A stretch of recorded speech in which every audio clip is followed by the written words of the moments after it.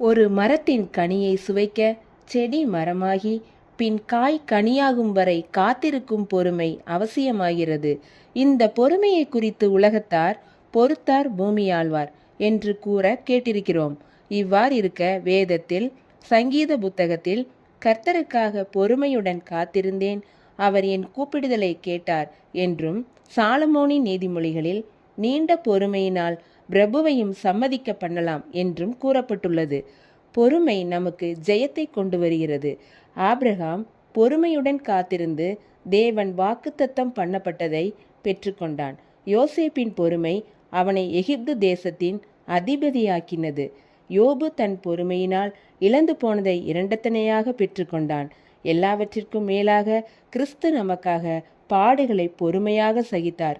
நாமும் நம்முடைய செயல்களில் நீடிய பொறுமையுடன் இருந்து தேவ ஆசீர்வாதத்தை பெற்றுக்கொள்வோம்.